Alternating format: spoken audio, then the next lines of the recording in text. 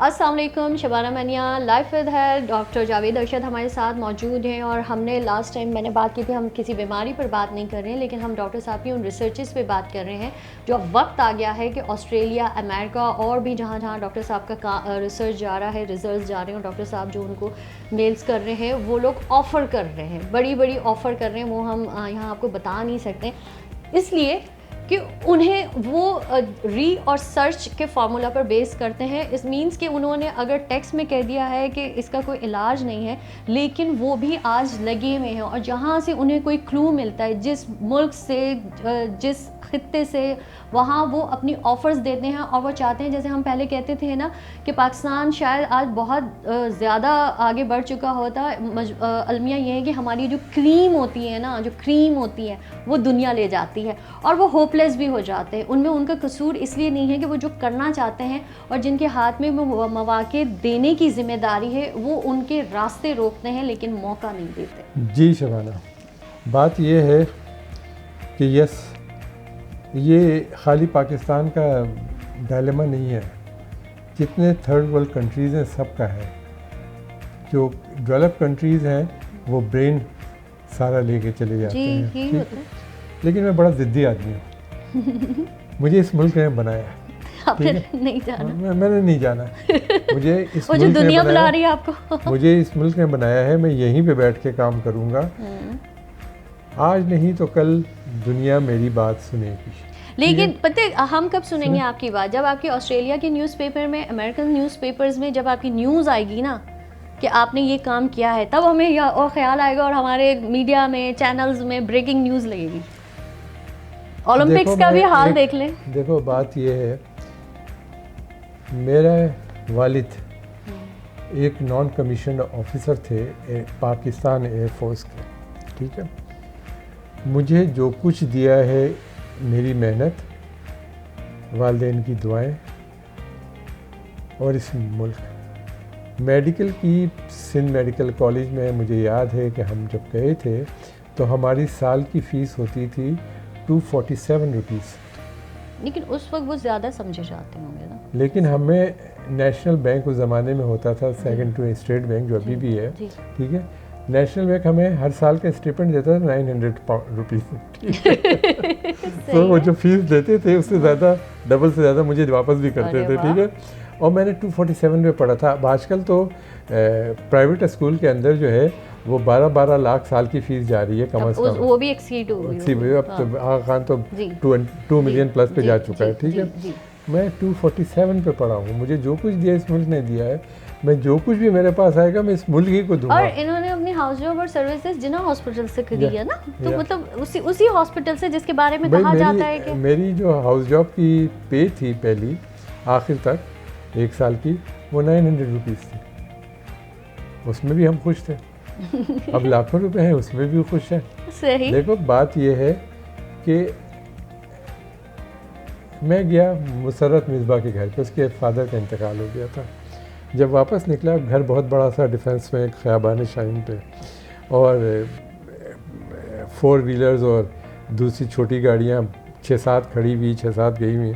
मैं निकला तो मेरा ड्राइवर मुझसे कहने लगा कि सर इनके पास कितना पैसा, 2 प्लॉट पे घर बना हुआ, कितना पैसा? मैंने कहा कि हाँ पैसा बहुत है, लेकिन तुम्हें पता है क्यों? कहने लगा क्यों? मैंने कहा ये जो औरत है, जो मेरी दोस्त है, मुसर्रत मिसबा, ठीक है, ये इसकी एक आदत बहुत अच्छी है कि ये हर बात पे अल्लाह का शुक्र अदा करती है। That is the most important चीज़। मुझसे कल अभी कंटोनमेंट बोर्ड का इलेक्शन हो रहा है, एक कॉर्नर मीटिंग थी 2 दिन पहले, वहाँ पे कुछ लोग आखिर में जमा हो गए, बात करने लगे। तो उनसे मैंने एक आदमी से पूछा, मैंने कहा यार आप मुझे एक बात बताएंगे? कि नहीं क्या?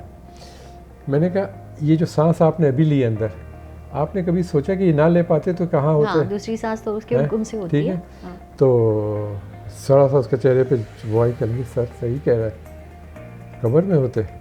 मैंने कहा फिर ये सोचो कि सांस जो अंदर लिए ना निकाल पाते तो कहाँ होते? मैंने सर कब्र में। मैंने कहा तो हर सांस पे 2 कलमा शुक्र तो वाजिब हो गए, ठीक है? 1 मिनट में 21-22 सांसें ली, तो 1 मिनट में 42-44 कलमा शुक्र वाजिब है।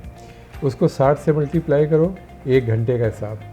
उसको 24 से मल्टीप्लाई करो, 1 दिन का हिसाब। उसको 365 से मल्टीप्लाई करो, 1 साल का हिसाब, फिर अपनी उम्र का हिसाब करो। अच्छा, उसमें भी अल्लाह ने इतनी आसानियाँ की हैं कि हम जब तस्बीह पढ़ते हैं तो उसमें अल्हम्दुलिल्लाह की तस्बीह होती है, और अगर हम पूरे दिन में 2 रकात शुक्राने के नफिल ही पढ़ लेंगे, अल्लाह ताला ने हमें इतना दिया है तो उसका शुक्र करेंगे तो शायद वो हमसे खुश होकर हमें ज़िंदगी में वो ज़िंदगी दे जिसको हम कहते हैं ना सेहतमंद, चलती फिरती।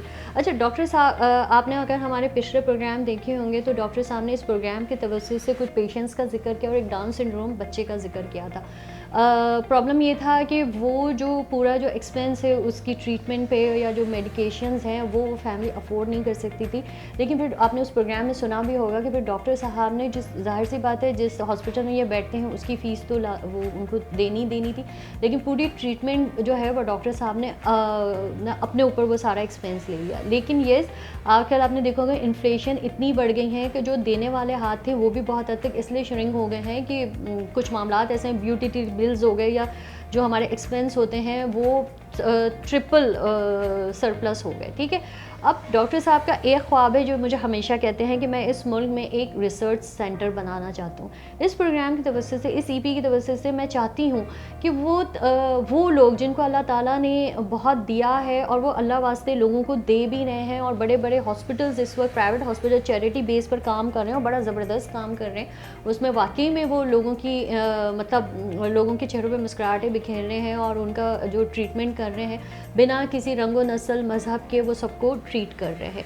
तो ऐसे वो तमाम लोग अगर डॉक्टर साहब के इस कार्य खैर में जो इस मुल्क का नाम करेंगे रिसर्च सेंटर को लेकर, और अगर जो स्टेट के अफराद हैं अगर वो भी अगर पब्लिक प्राइवेट सेक्टर को लेकर कोई ऐसा इंस्टीट्यूट डॉक्टर साहब की कैप्टनसी में एक बनाने का सोचें या उसको आई थिंक मैं ये कहती हूँ कि प्रैक्टिकली उसको इम्प्लीमेंट कर दें, वो बहुत अच्छा हो जाएगा हमारे लिए, हमारी आने वाली जनरेशन के लिए।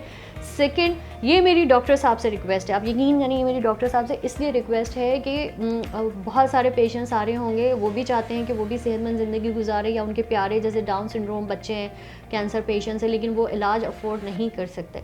तो डॉक्टर साहब अगर मैं आपसे एक रिक्वेस्ट करूं कि काइंडली आप ऐसा कोई बैंक अकाउंट या कोई इस तरह का कोई प्रोसीजर स्टार्ट कर लें कि बहुत अच्छे लोग भी हैं, अच्छे दिल वाले भी हैं, जिनको अल्लाह ने बहुत दिया है, वो लोगों की इमदाद भी कर रहे हैं, तो इस तरह का कोई एक सेटअप आप बना सकते हैं कि एक अकाउंट हो जहाँ पे देने वाले अफराद जो अपनी आखिरत सुधारना चाहते हैं आप तक आएँ, फिर उसकी अकाउंट्स और अकाउंटेबिलिटी ऐसी हो कि उनको भी पता चले कि उनका ये पैसा किस पेशेंट को किस ट्रीटमेंट में और कितना लगा, मतलब पूरा overall. Yes of course, bank account तो मैं शायद अगले हफ्ते में बना लूँगा, इसलिए कि बाहर से मेरे पास ऑफ़र आ रही हैं, उसके साथ फंडिंग भी होती है। और ग्रेट, ठीक है, तो वो उसके लिए मुझे वो चाहिए ही है। आपने मेरे एक ख्वाब का जिक्र किया है कि इस मुल्क में एक रिसर्च सेंटर प्राइवेट सेक्टर में ऐसा बना दूं कि जो मेरे सामने भी और मेरे बाद भी काम करता रहे, इसलिए कि ये बहुत ज़रूरी है इस फील्ड को ऊपर ले जाने के लिए, पहली बात। दूसरा ख्वाब मेरा ये है कि मैं एक ट्रस्ट बनाऊं, वो ट्रस्ट 3 चीज़ों में काम करेगा: भूख, तालीम और सेहत। भूख, फ्री लंच डिनर, ठीक है।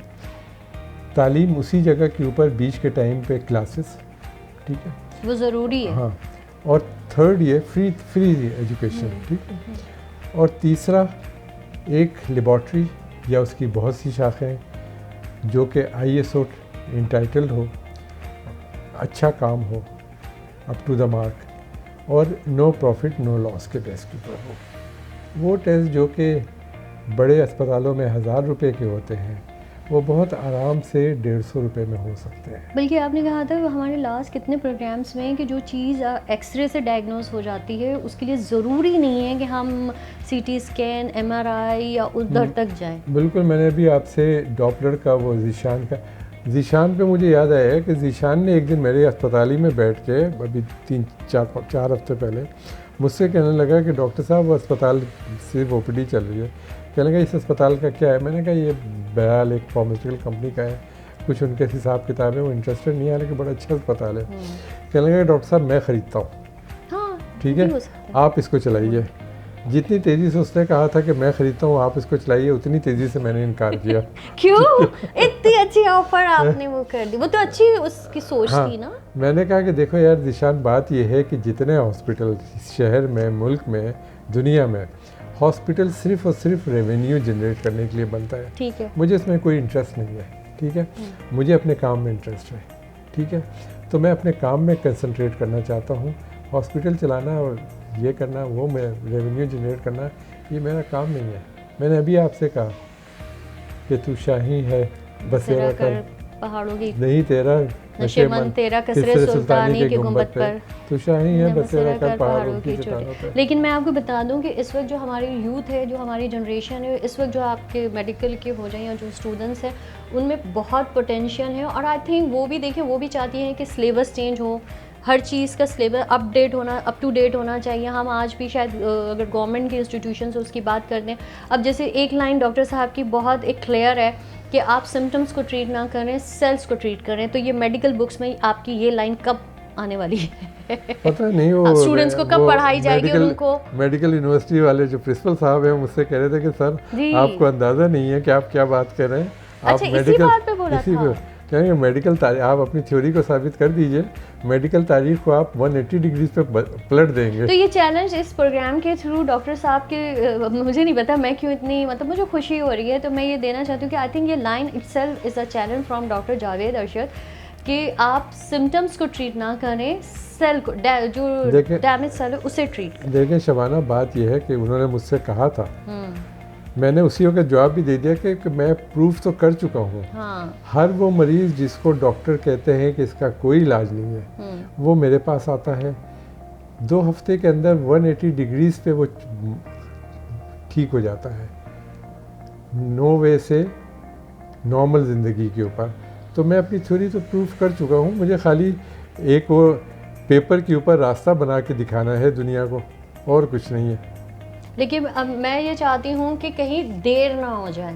बाज़ दफ़ा बहुत सारी ऐसी हिस्ट्री रही है कि ऐसी ज़बरदस्त इन्वेंशंस हुई हैं, ऐसी रिसर्चेस हुई हैं, लेकिन वो पेपर में दब गई हैं। इस बात पे मैं आपकी इस बात पे एक बात और बोल दूँगा।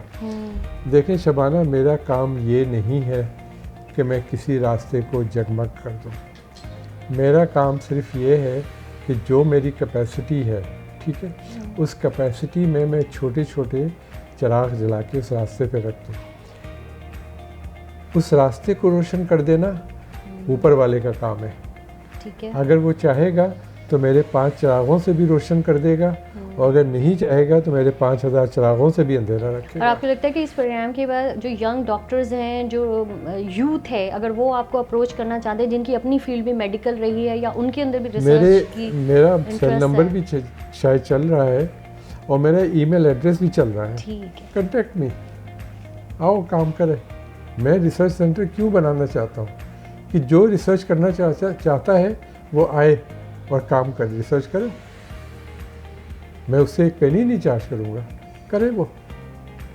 कोई तो है कोई तो हो जो काम शुरू करे। इंशाल्लाह। और हमारी कोशिश भी यही, ये प्रोग्राम करने की कि जिनको ये इंटरेस्टिंग लगा और जिनको मेरी तरह, मतलब एक आम शहरी या एक आम पाकिस्तानी शहरी की तरह आपको लगता है कि हमारे लिए मुस्लिम दुनिया के लिए बहुत बड़ी मतलब हम ये कह सकते हैं कामयाबी है, तो आई थिंक मेरा और आपका फ़र्ज़ है कि हम अपने इस मुल्क के फ़ख्र को आगे लेकर चलें और दुनिया को बताएं कि हमारे पास एक ऐसे इंसान मौजूद हैं जिसे इन्होंने कहा ना, नो वे को उन्होंने नॉर्मल कर दिया।